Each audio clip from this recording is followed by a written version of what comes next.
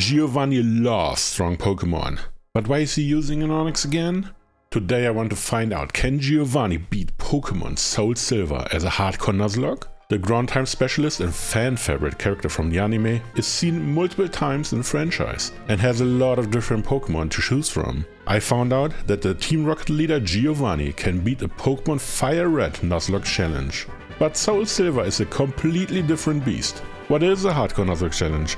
The rules are in the description, but in short, if the Pokemon faints, it's dead. And I have a level cap to the next gym leader. And oh boy, Geodude games are notorious for this one.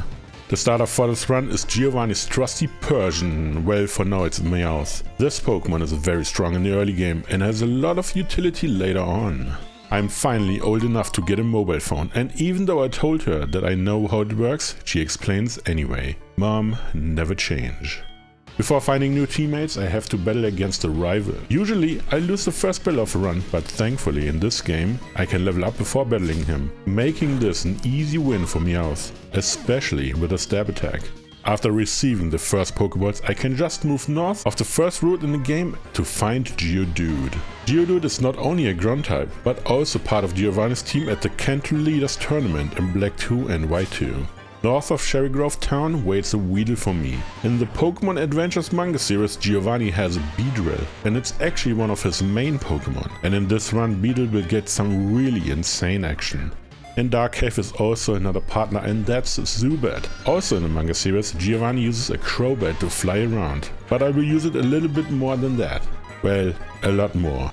Before continuing with the story, Weedle evolves into Kakuna. Switch training is very boring, but it will be worth it, especially when Kakuna evolves into Beedrill. In the early game, this one is quite strong, just not against the first gym leader. At the top of Sprout Tower is the Elder Lee, which is a pun if you say it out loud, but he has no chance since Bellsprouts can't beat Beedrill, while Hoothoot has several issues against the Geodude. The first gym leader is a flying type specialist Faulkner. In a hardcore Nuzlocke, this battle can sometimes be a big problem, but not today. Pidgey is heavily underleveled and doesn't stand a chance against Meowth with Fake Out, and then scratching until the bird is defeated. Pidgeotto is Faulkner's signature Pokemon and a shielded one as well. Way too early to have a Pidgeotto. Anyway, Meowth tries to deal as much damage as possible until switching out into Geodude. The battle is basically over since Pidgeotto can't do anything to Geodude, but it takes a while because of Roost. Thankfully, Roost removes the flying type in the turn it is used, which is a blessing for Geodude's Rock Smash. Anyhow, Faulkner is defeated and I can move on to find more partners in crime. Right before entering Union Cave, I find a Shell Bell. That item is not very good, but for this early in the game, it's amazing. At the Alph runes are rocks, which can be broken with Rock Smash. Sometimes they drop items, and the shards are very useful because they can be traded in for berries at Violet City.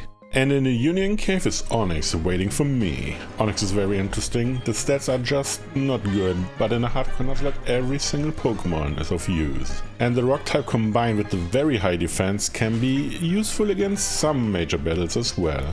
Before battling against the next gym leader, I have to beat up some Team Rocket grunts. For some reason they are very weak in the early game, but maybe this will change in some minutes. Nope! The next gym leader is Bugsy, the bug type specialist. With Geodude and Onix, this battle should be very easy, but I get a reality check really fast. Geodude gets hit by a U-turn, and it actually does nearly half. That means another one as a critical hit will spell defeat to Geodude. Rock Throw hits Metapod and easily KOs it with a critical hit. A little change of pace, which means I use Rock Polish in order to speed things up. Focus Energy can be very bad, depending if Rock Throw hits or not, but Quick Attack might give another turn. Scyther gets hit by Rock Throw and is defeated. The last Pokemon is Kakuna and doesn't stand a chance against Geodude, which leads to Bugsy's defeat and a second badge. The rival can actually pose a difficult hurdle to overcome, because his ace Croconaw might take out half of my team with a single use of Water Gun each. First up is Ghastly, and it loses pretty quickly against Zubat's Bite, as it is super effective. Croconaw is next, and for some reason, the rival only uses Scary Face the whole battle. Zubat can use Supersonic and then switch out into Beedrill, which just uses Twin Needle twice to beat Croconaw, the on paper hardest to beat in his team. Last is Zubat, but Fury Attack from Beedrill doesn't deal a lot of damage, and that calls for switching into Meowth. I immediately make an embarrassing mistake, using Fake Out against Zubat even though it has inner focus. Yikes! switching back into Zubat to beat that annoying Pokemon. The rival is out of Pokemon and I move on into Ilex Forest. Here's a little mini game I have to do, but nobody cares. After getting cut, I access to the headbutt move tutor, maybe one of the strongest move tutors in any Pokemon game. I teach it to everyone who can learn it and find myself in Goldenrod City. The game corner's a bit different in this game and I have to grind a lot of points. Ice Beam, Flamethrower and Thunderbolt are all locked behind this minigame. And also a new partner, Sandshrew. Sandslash was part of Giovanni's team in the Kanto Leaders tournament. When you buy a Pokemon at the game corner, you can't give it a nickname right away. But fortunately, the name radar is in Goldenrod City as well. Now comes a very interesting part of the run. North of Goldenrod City is Route 35, and here's a new partner waiting for me, Nidoran Female. I don't think anybody questions its strength, especially with the TMs I mentioned earlier. Walking through the national park, I find a Soothe Bell. At first, this item looks not very useful, but considering I have a Zubat in the team, it will be very strong. Right behind the national park is Route 36, and here's the other part of the Nidoran family. Nidoran Male joins his team and will be most likely very important to finish the run. While training in the new partners, Nidoran evolves into Nidorino, and Nidoran evolves into Nidorina. Moonstones are quite rare in this game, so they will stay like this for a while. The third gym leader, and most likely most feared one, is Whitney, the normal type specialist. The first opponent will be Clefairy, and that one is hit or miss, depending on the moves used. Nidorino doesn't care about any of that and just use double kick to put the little fairy, or not fairy yet, into range to be KO'd. And another double kick does just that. Now comes the hardest Pokemon in the entire game to beat, Miltank. As you can see, double kick connects and does no damage at all. I switch into Onix since it's immune to attract. Miltank has no moves which can hurt Onix, so it can do whatever it wants. And I want to see a lot of screeches to set up an easy KO. After setting up all of them, I can proceed to use Rock Smash until Miltank is defeated, which takes a while thanks to Super Potions. See, Onix is useful. Whitney is defeated and the game opens up a lot more.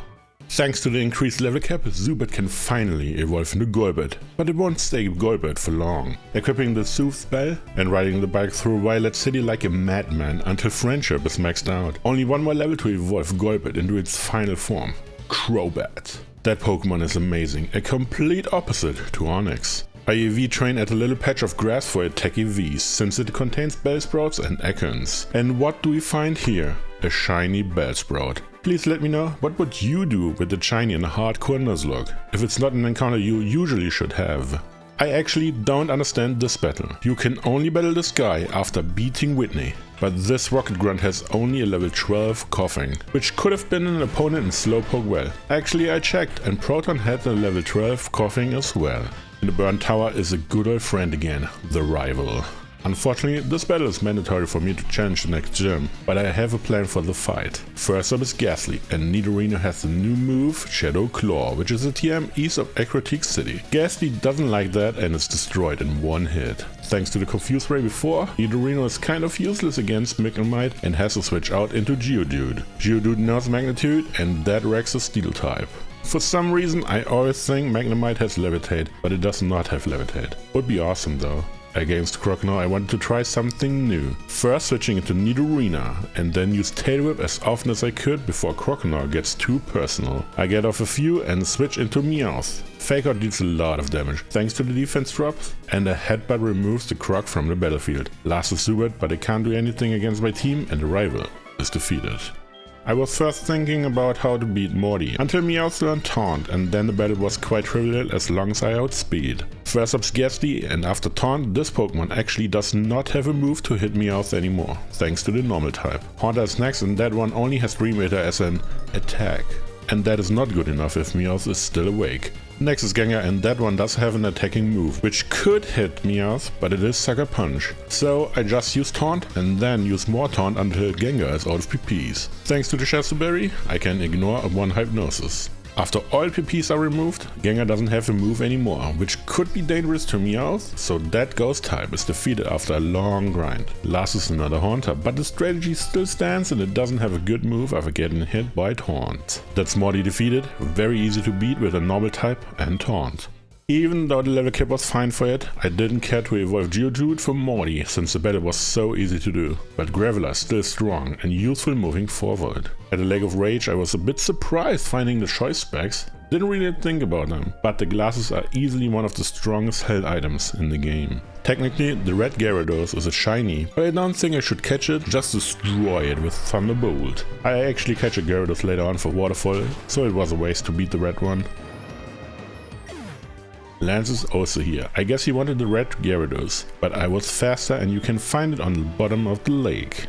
He was quite frustrated with that and wants to take revenge on Team Rocket. He forgot that I was the one who destroyed it, but thinking about the guy he just isekai'd to a Skyrim, I will not correct him. Inside the Rocket hideout, Meowth evolved into its final form, Persian. Very strong, but I lose the pickup ability, which sets my wallet back quite a bit. While beating up the Team Rocket grunts, I realized that I can get the first Moonstone at the Alph Ruins, which will be used to evolve Nidorina into Nidoqueen. Didn't really matter who evolves first, both would be an amazing upgrade.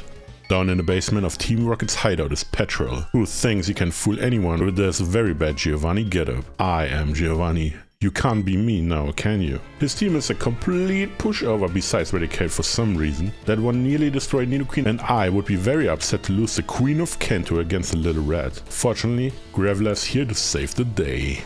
Before facing the most dreaded part of the game, there's a double battle right in front of it. Lance is helping out with the level 40 Dragonite against level 25 Arbok. That's crazy. Who thought this was balanced in any way? I don't think anyone wants to see this choke of a battle. Now comes the hardest part of the game. For a hardcore Nuzlocke, there are 3 electrodes and each one has self-destruct, which might take out a Pokemon each.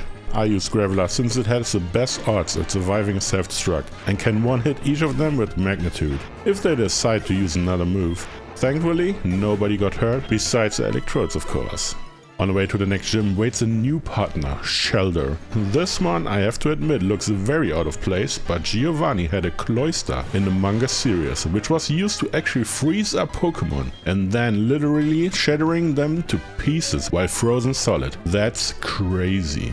The next gym leader is Chuck, the fighting type specialist. It looks weird at first, but Persian is a good start against him. The reason being, all his fighting type attacks are Focus Punch, which means Persian just has to push attacks to not get hit by weakness. Primal was beaten without it doing any damage. Chuck's signature Pokemon is Poliwrath, and that's a whole different story. Body Slam does a lot of damage, and after that Surf, which puts Persian in the danger zone. But I can just switch into Crobat, tank the Focus Punch easily, and then destroy Poliwrath with some wing attacks. The badge is mine, and the battle was actually quite easy. There isn't much to do in between the gyms now, so I just jumped to the next gym leader, Jasmine, the steel type specialist. I actually did a Jasmine hardcore Nuzlocke run in Pokemon Platinum. Was quite fun. Unfortunately, Jasmine in this game does not have a lot of fun against Nidoqueen with Flamethrower. Magnemites are done in 1 hit and Steelix is done in 2, but it doesn't have a move to use against Nidoqueen. Yeah, this battle was quite easy as well. And I go directly to the next one, Pryth, the Ice type specialist. This is also the point where I realized that Beedrill is one of the best starter because it can set up toxic spikes. Combine that with Protect, Fake Out and maybe even Fly, and this can be very dangerous for the opponent. Seal looks bad for Beedrill, but it can't actually do a lot. After the setup and some Trin Needles, it is defeated. Dugong is next and gets badly poisoned. That type of poison deals more damage after each turn. So first Protect to let it tick up, then deal some pitiful damage by barely surviving Ice Charts. Another Protect and it's time to run away into Nidorino. Easily tanking the damage and Dugong is already in range for Thunderbolt KO, which leads to the last Pokemon, Piloswine. First using Protect, and since Mud Bomb is a ground type attack, I can switch into Crobat to get a mini Protect as well. Since Crobat has no moves to use, I switch into Persian and didn't really think about it, because Blizzard does too much damage. But it's over now, I can use Fake Out, Protect, an attacking move in the potion turn, and then another Protect to stall until the poison stacks too high for Piloswine to handle. Price is defeated, and the badge is mine. Similar to the first games, Team Rocket does take over a very important location in the game, this time the radio station. Most of them are heavily underleveled, so let's cut directly to the important battles. Petrol is here again, but this time has one of the hardest teams to beat in a hardcore Nuzlocke. Not that these coughings are hard to beat, but they can explode and take down a partner in no time. That's why you need a Pokemon which is faster and hits hard enough to KO them in one hit, which Nidoqueen does. Weezing is the only one which can get a bit scary, but otherwise it's smooth sailing. In the basement is a rival waiting for me. He thinks it's an ambush, but I was already prepared. Golbat has enough focus, so Persian just used Power Gem to defeat it. Needed 2 and confusion might be annoying. Against Feraligatr I wanted to see how much Power Gem does, and it does nearly no damage at all. Thrash binds it to the move for some turns, so I can switch into Graveler to tank a hit. Since confusion didn't start, I can use an Earthquake to hit with a lot of damage. Unlike Gen 1, the confusion will be announced beforehand. And that's it for Graveler. Switching into Crobat. Feraligatr even hit itself, which is nice. A Ring Attack removes the water type from the battle. Next is Magnemite, and that's an easy switch into Nidoqueen, especially cancelling out an electric type attack. Flamethrower hits super effective and Magnemite is down as well. Sneasel doesn't really have a move against Nidoqueen, and it took 2 turns to remove it as well. Last is Haunter, but I can just switch into Crobat, see a curse and then KO with Bite to beat the ghost type. The rival is defeated again, and I will see him just one more time in the game. While beating up all the Rocket Grunts, Graveler evolves into its final form, Golem. This Pokemon is so strong and amazing. Sadly, it's usually locked behind trading, but not today. On the way to the now head of Team Rocket, Proton is in the way, but he is widely outleveled at that point. First is Golbat, but Nidorino with Choice Specs and Thunderbolt will easily remove it in one hit. Weezing is next, and there's nothing I can do besides just continuing attacking, but Weezing feels like to do nothing and loses in 2 rounds. Proton is defeated, but this wasn't really anything to worry about. The next one is Ariana, but it's quite easy to outmaneuver her. First is Arbok, and it doesn't stand a chance against Golem's Earthquake, beating it in one hit. Next is Vileplume, and Golem can't handle it, switching into Crobat. Sleep Powder is quite annoying, but Vileplume can't do anything against Crobat anyway. After a while, Crobat removes Vileplume with Wing Attack. Last is Murkrow, but it doesn't have good moves against Crobat and loses in some turns as well. Ariana didn't stand a chance as expected. The new boss of Team Rocket seems to be Archer, and let's see if he can do anything at all or stays on the Team Rocket brand. First is Houndour, and Golem use Earthquake to KO it in one hit. Next is Coughing, and unfortunately Rock Blast doesn't really do any damage, and on top of it, Smokescreen is used. That's the point you should switch into Nidoqueen and remove Coughing with Surf, which leaves only one Pokemon, Houndoom. Surf doesn't KO in one hit, but Fire Fang doesn't deal a lot of damage, and Houndoom gets poisoned as well. Another Surf and Archer is defeated. Yeah, Team Rocket is still terrible. At least I'm not as stupid as the Team Rocket people. Oh no, Ice Slide puzzles. I hate them. The last gym leader, for now, is Claire, the Dragon-type specialist and cousin of good old friend Lance. I am prepared to lose at least one Pokemon here, because the battle is brutal and hard to predict, to be honest. I let Beedrill start against Gyarados to set up Toxic Spikes first. I actually planned to let Beedrill go here, but I decided against it since Beedrill survived 2 hits and Golem can handle it easily. Miss? Let's try again. Come on! Okay, let's switch out again. Persian can use Fake Out first to stall for some time and then KO with a double super effective Thunderbolt. Dragonair is next and gets poisoned. I do know Shed Skin is a thing, but the Toxic Spikes were meant for Claire's ace. It gets a bit tricky, but Persian barely survives while Dragonair struggles with poison and slashes. Kingdra enters the battlefield, and now the annoying stalling begins. Switching into Crobat, first Pro Attack to stack poison, then fly for 2-turn poison, into another Pro Attack to finally beat Kingdra thanks to Toxic Spikes. I'm loving it. Last Dragon is here, but that is quite simple. First the Confuse Ray to annoy it as well, then switch into Nidorino to use Ice Beam and KO the Dragon type. Claire is defeated and I received the last badge. Right after doing this test, since Claire doesn't like to lose, but who can blame her? After getting the last badge, I can finally move on to the Elite Four. Or not, I have to beat some Kimono girls before that. After checking the team before beating them up, I realized this battle isn't as easy as I expected. But after thinking about it for some minutes, they are not really a challenge. Umbreon loses to Crobat and Beedrill. Espeon has no chance against Shadow Ball from Persian with Choice Specs. Flareon is weak to ground, which Golem was happily using against it. Jolteon can't do anything against the ground type, so Golem again. Last is Vaporeon, but a Specs Thunderbolt KOs it in 2 hits. The Kimono Girls could take a KO or 2 in a Nuzlocke, but this was not one of them. That opens up the path to one of the strongest Pokemon in the game on the World Island, Lugia. Of course Giovanni had a Lugia, and that makes the game even easier. What? He didn't have a Lugia? Okay, I won't use it. In the Tojo Falls, which connects Johto with Kanto, is a second Moonstone to finally evolve Nidorino in its final form, Nidoking. Right when I enter its homeland to let everyone know the King of Kanto has finally returned. The king has returned. Before challenging the Elite Four, there's one major battle left, the rival. Without grinding a lot, I outlevel him pretty easily. Sneasel comes first, but Persian removes it with 2 Power Gem. I didn't realize how bad Power Gem actually is, only 70 power. Feraligatr comes next and it got a bit dicey when it survived a Thunderbolt, but not critting is not winning, and Feraligatr loses the next turn. Magneton is next, but it's very predictable what's about to happen, and Nidoking easily negates the electric type move, while hitting back with Earth Power for a very easy KO. Even though Kadabra is very strong against Nidoking, at least on paper, if Nidoking is faster, the Kadabra is defeated. Next is Haunter, but it doesn't have any good moves, and Nidoking can just use the next best move, which is Thunderbolt, to beat it. Last is Golbit, but one Thunderbolt is enough to remove the flying type from the battle. The rival is done, and I still have one thing to do before challenging the Elite Four. I can get another hard scale here to restore a nasty plot on Persian. Its setup move is very strong if I find a free turn to use it. First opponent of the Elite Four is Will, the Psychic type specialist. I liked Lorelei way more, but it is what it is. Xatu is first against Persian, and I just start using a nasty plot, which is hopefully enough to beat his team in one go. First Xatu loses to a single Shadow Ball. Jinx comes next and has a similar issue, getting removed thanks to a single Shadow Ball as well. Executor has better stats in my opinion, but Persian doesn't care about any of that and KOs with another Shadow Ball.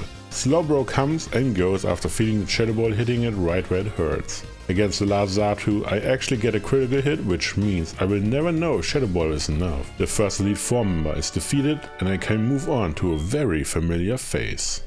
Koga jumped through the ranks from a measly backwater gym leader to a very prestigious Elite Four member. Nobody to tell him that Bruno had this spot before him. He started with Ariados against my Nidoqueen. Ariados is quite slow on flamethrower hits and KOs in one hit. Venomoth could be quite dangerous with Psychic, but it's down in one hit as well. Fortress is next and it's double super effective, so it's destroyed after a fire move. Next is Crobat, and look what a single use of Double Team did. Last time I checked, Ice Beam has 100% hit rate, and there are so many misses until Crobat is finally defeated. One more miss and I maybe had to switch out. Muk is the last Pokemon and a different story. I was confused it survived in Earth Power, but after full restore another one hits and defeats Muk from full HP. Just a range. Koga is defeated and only 2 Elite Four members are left.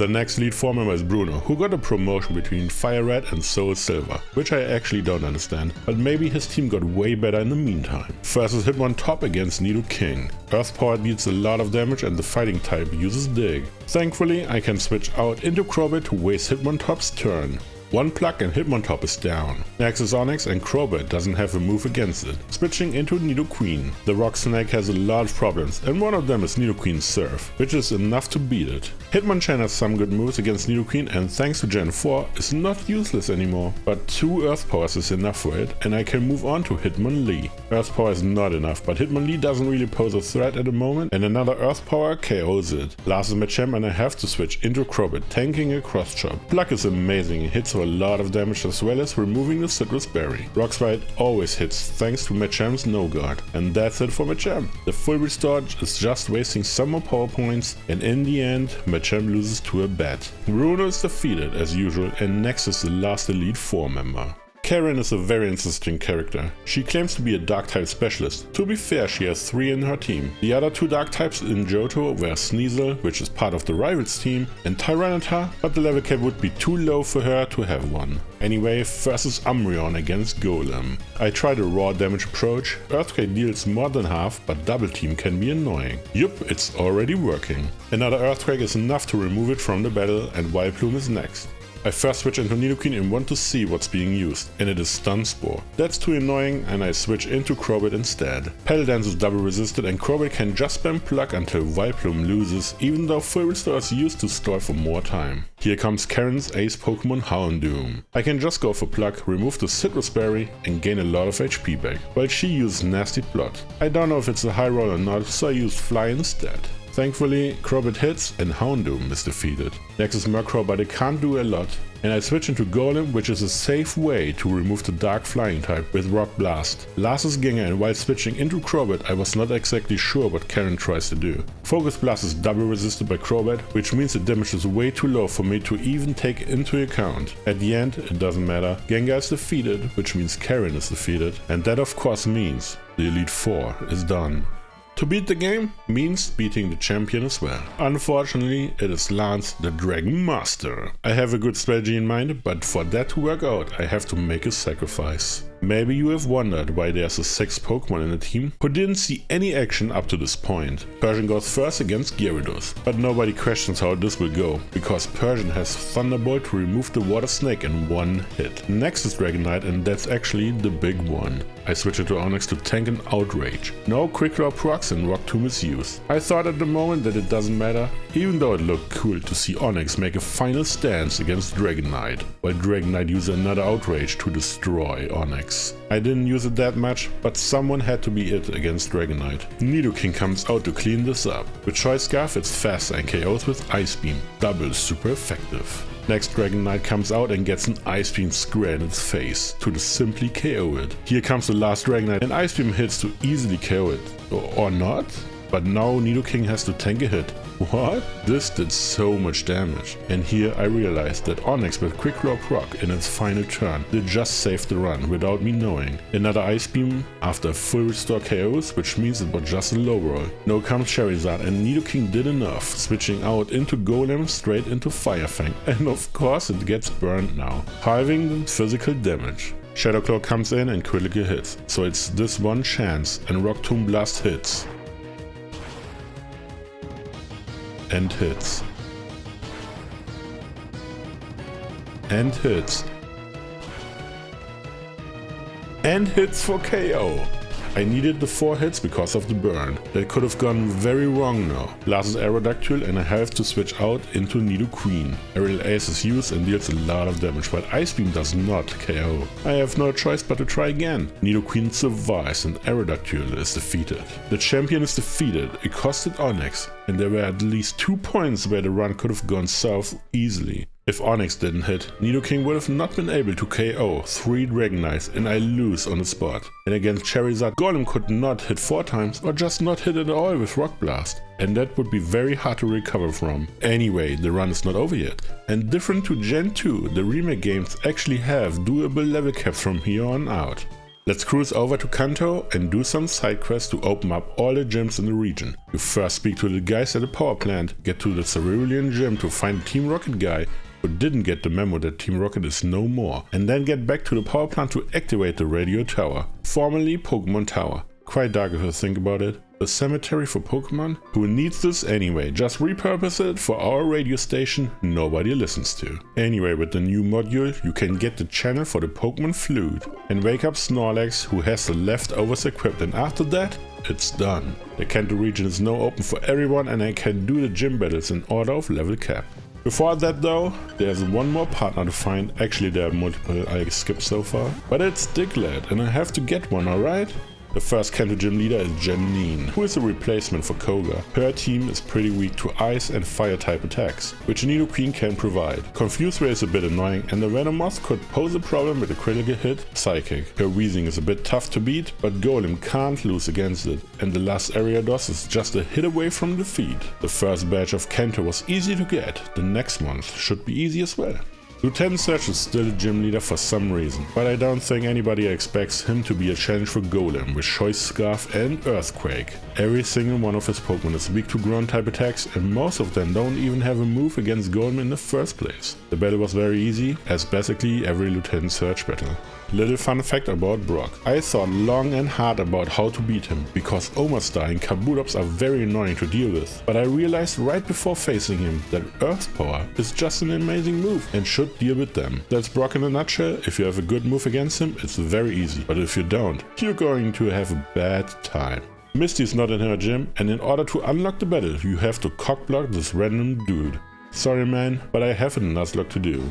Misty's team can be very hard to beat, depending on the Pokemon available. If you attach a Lumberry on Persian, use up to 3 Nasty Plots or 2 when Disable happens, the battle is over. Just using Thunderbolts against the first 3 Pokemon and a nice Shadow Ball against the Quagsire. That's it, I win.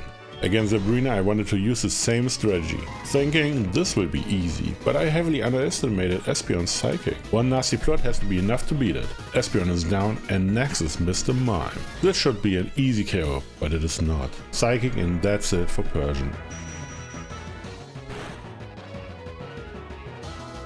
Or not? Trading some Shadow Balls with full restores until Sabrina is out of healing items. Moving on to the last Pokemon, Alakazam. I can't switch and have to try. Faster, hit and KO. That's what I like to see. It was very close and I don't know if Crobat could have done the rest of the team alone. Erika is a very interesting gym leader, since she never really stood out as a strong gym leader, but also not as an especially weak one. Crobat can handle her pretty easily, especially the first 2, but Victory Bell is another beast entirely. Even though it's double resisted, Leaf Storm could potentially ruin Crobat for the battle, but I was so smart to switch from a double resisted into a neutral Pokemon, just to give Erika the chance to KO one of the premium Pokemon I have. Very stupid of me. What an idiot!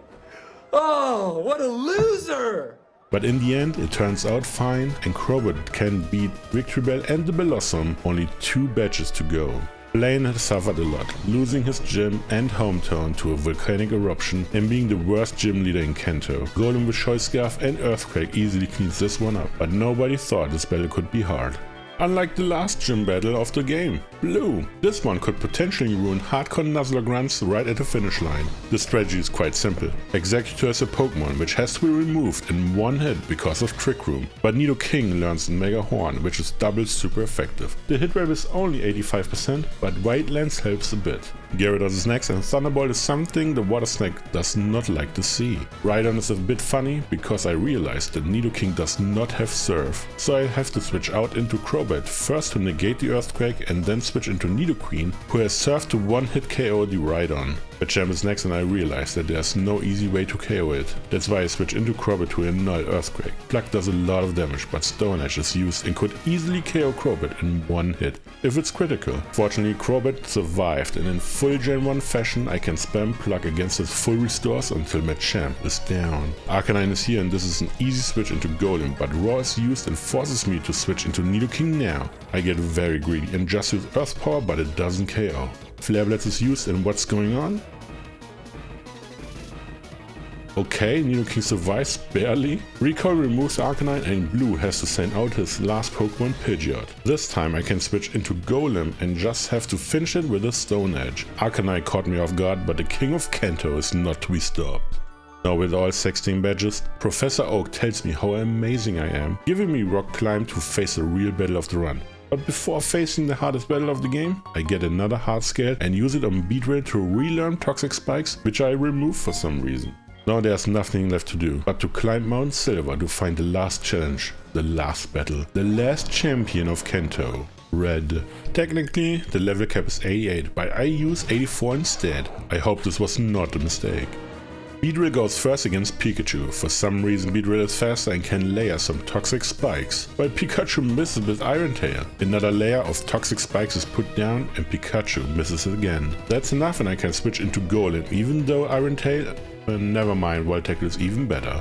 Choice Scarf puts in work again and Golem removes Pikachu with a single Earthquake as expected. Lapras is next and unfortunately there's no good switch left, which means Golem has to stay in and face its doom, while hitting as hard as it can with Earthquake. Blizzard is used and Golem is down, but the setup is very needed for Nidoking to use Thunderbolt and Lapras is defeated. Now comes Blastoise. Thunderbolt has to KO, but it doesn't. Maybe it's in range for Hail and Poison. Nidoking survives like like the king he is, but Blastoise survives as well. Very bad news. Full restore is guaranteed and the King of Kanto is still needed for this battle. That's why I switch into Beedrill, first using Protect to stall a Hail Turn and then Poison Jab. Maybe it does poison, you know? Blizzard comes and Beedrill tanks it easily. Another Protect to put damage on the turtle and then Poison Jab, but it doesn't poison again. Beedrill barely survives Blizzard. Another Poison Jab since Protect doesn't make sense now. Blastoise is down and that leads to Charizard. I use Protect to see what the dragon wants to use, and then use Poison Jab, which actually poisons this time. But Beedrill has to pay a high price and gets destroyed by Dragon Pulse. Persian is next and I did a big misplay here, using Fake Out. This puts the Charizard into heal range, which actually happens right now. But it turns out fine since Thunderbolt does about half. Thanks to Protect I can get another Hail Turn and then proceed to KO with Thunderbolt. Only 2 are left and unfortunately it's Venusaur next. That soaks up the toxic spikes, which would be pretty good against the last one. Persian first uses Protect to get an idea what Venusaur tries to do, then switch into Crobat. Sleep Powder misses, which is fine. Then use Fly, which is an additional turn of Hail. Fly hits and Venusaur is defeated. Only one Pokemon is left and that one is Snorlax. It actually has the potential to beat my team if something goes wrong. Crobat uses Confuse Ray first and gets hit by a nasty Blizzard, which actually didn't do as much as I thought it would. Poison Fang doesn't deal a lot of damage, but another Blizzard spells the end for Crobat. Nidoqueen is here to show that the title Queen of Kanto is well deserved. Superpower hits and doesn't KO, which means confusion? It hit itself and Hail finishes it off. That was an epic end. Queen of Kanto still stands. In conclusion, can Giovanni's team beat Pokémon SoulSilver as a hardcore Nuzlocke? Yes it can. Thank you for watching and I see you next time.